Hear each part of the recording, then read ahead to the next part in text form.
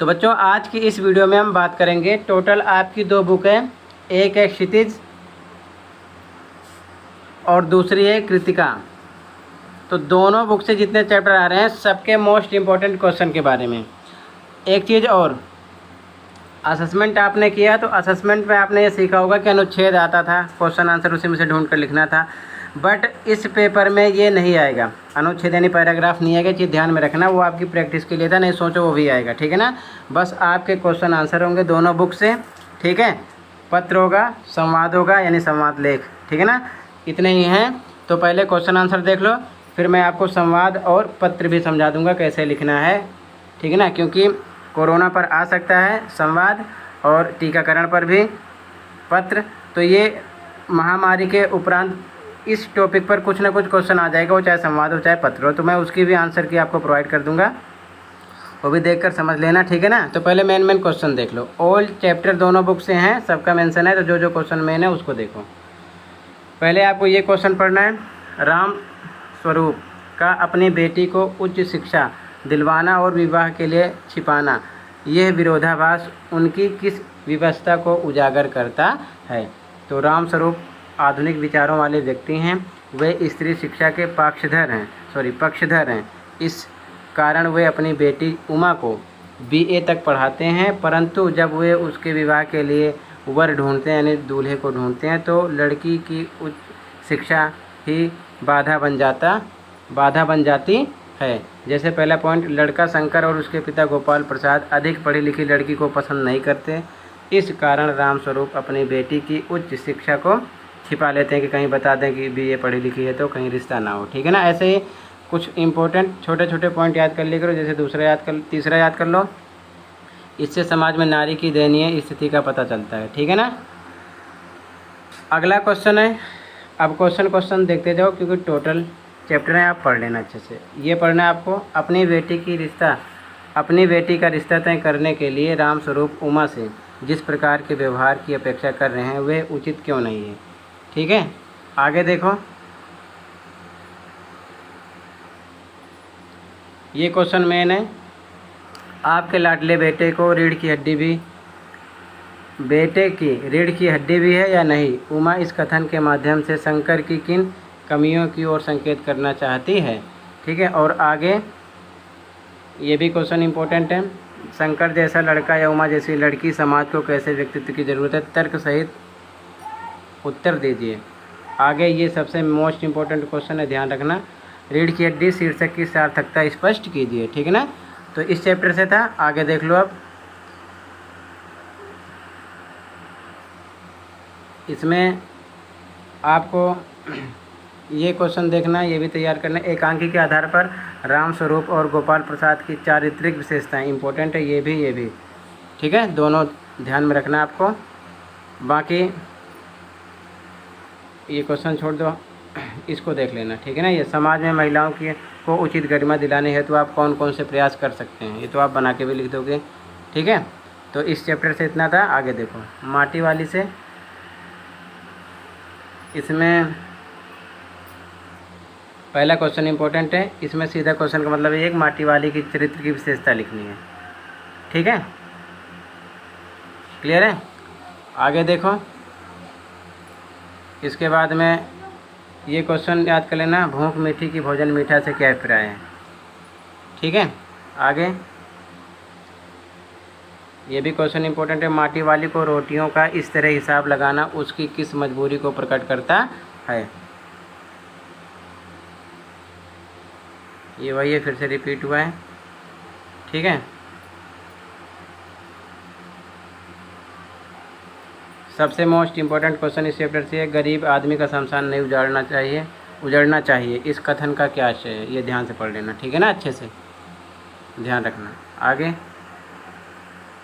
बस आगे इस चैप्टर से आ जाएगा।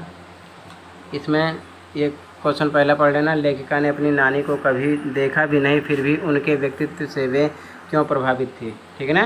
तो ये चरित्र की विशेषताएं के हिसाब से ये पढ़ लेना पॉइंट है, ठीक है। इसमें से उसके बाद में ये पेपर में आया था ये भी क्वेश्चन, ठीक है ना। लेखिका की नानी की आज़ादी के आंदोलन में किस प्रकार की भागीदारी रही। और फिर आगे ये आशय वाला पढ़ लेना, ठीक है ना। ये लेखिका की माँ की व्यक्तित्व की विशेषताएं, ठीक है ना। ये एक क्वेश्चन। आगे ये सब छोड़ दो, ये पढ़ना आपको। शिक्षा बच्चों का जन्मसिद्ध अधिकार है, इस दिशा में लेखिका के प्रयासों का उल्लेख कीजिए, ठीक है।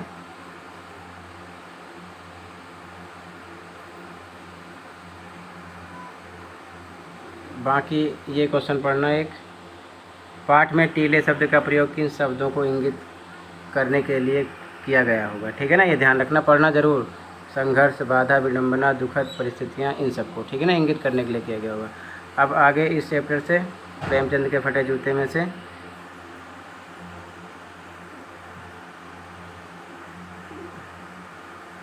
ये क्वेश्चन पढ़ना आपको। हरिशंकर परसाई ने प्रेमचंद का जो शब्द चित्र हमारे सामने प्रस्तुत किया है, उससे प्रेमचंद के व्यक्तित्व की कौन कौन सी विशेषताएं उभर कर आती हैं, ठीक है ना। ये पढ़ना है। आगे ये सब छोड़ दो, ठीक है। इसमें एक मिनट, इसमें एक क्वेश्चन और पढ़ो आप अच्छे से। आगे देखो, आप एक क्वेश्चन ये पढ़ लेना। प्रेमचंद के फटे जूते का आधार बनाकर परसाई जी ने ये व्यंग्य लिखा है, आप सभी किसी व्यक्ति की पोशाक को आधार बनाकर एक व्यंग्य लिखिए, ठीक है ना। ये अब इसके बाद में इस चैप्टर से बस यही क्वेश्चन था। आगे देखो, ये सबसे मेन इंपॉर्टेंट क्वेश्चन है। किस घटना ने सालिम अली के जीवन की दिशा को बदल दिया और उन्हें पक्षी प्रेमी बना दिया। ये आपको अच्छे से पढ़ना है, ठीक है। इसके बाद में ये आशय स्पष्ट कीजिए, फर्स्ट पढ़ लेना, और ये गा वाला पढ़ लेना, ठीक है ना। आंसर साथ में है, आपको कोई दिक्कत ना हो, ये चीज़ ध्यान में रखना, इसीलिए साथ में है। आंसर पढ़ लेना एक बार इसको, ठीक है।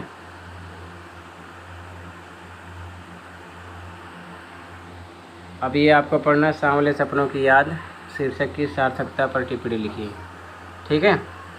आगे देखो, ये भी मोस्ट इम्पोर्टेंट क्वेश्चन है। प्रस्तुत पाठ सालिम अली की पर्यावरण के प्रति चिंता को व्यक्त करता है। पर्यावरण बचाने के लिए आप कैसे योगदान दे सकते हैं, अपने अकॉर्डिंग लिखना है, ये बनाकर भी लिख सकते हो, ठीक है। आगे देखो, हाँ, अगले चैप्टर से ये क्वेश्चन मेन है। सुविधा और मनोरंजन के उपकरणों से बच्चे वंचित क्यों हैं, ठीक है। ये क्वेश्चन इंपॉर्टेंट है, पढ़ लेना इसको, ये क्वेश्चन इंपॉर्टेंट है।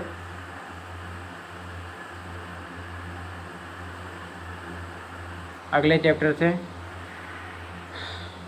कोयल की कूक सुनकर कवि की क्या प्रतिक्रिया थी, ठीक है। और ये सबसे मोस्ट इम्पोर्टेंट क्वेश्चन है, ध्यान रखना। भाव स्पष्ट कीजिए, का और खा का, ठीक है ना। आंसर क्लियर है, ये भाव स्पष्ट कीजिए, पढ़ लेना जरूर, ये इंपॉर्टेंट क्वेश्चन है, ठीक है। और फिर ये 6 क्वेश्चन, अर्धरात्रि में कोयल की चीख से कवि को क्या अंदेशा है, ठीक है ना। ये पढ़ लेना, बस इस चैप्टर से इतना ही पढ़ना है। आगे वाले चैप्टर ये एक क्वेश्चन और, हथकड़ियों को गहना क्यों कहा गया है, ठीक है ना। और ये 10 काली तू ए काली इन नहीं, इसको छोड़ दो, ठीक है ना, इसको मत पढ़ना। आगे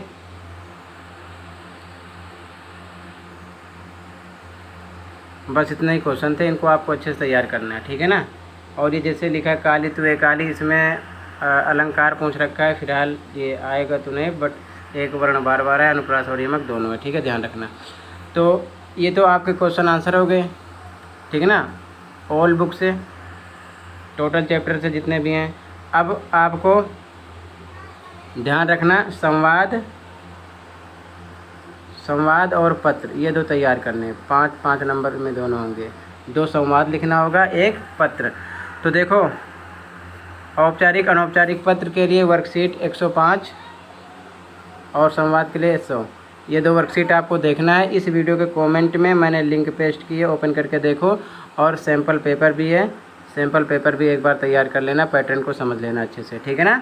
तो टोटल इतना ही था इस वीडियो में, संवाद लेखन और पत्र लेखन समझ लो। वर्कशीट ओपन करके कमेंट में लिंक पेस्ट की है, ठीक है, और अच्छे से तैयार कर लीजिए। आज की वीडियो में बस इतना ही था। संस्कृत का आंसर भी अपलोड हो चुका है, आंसर की जो स्कूल को प्रोवाइड की गई है, देख सकते हो, कमेंट में लिंक उसकी भी मिल जाएगी। मिलते हैं नेक्स्ट वीडियो में। Thank you for watching this video and take care.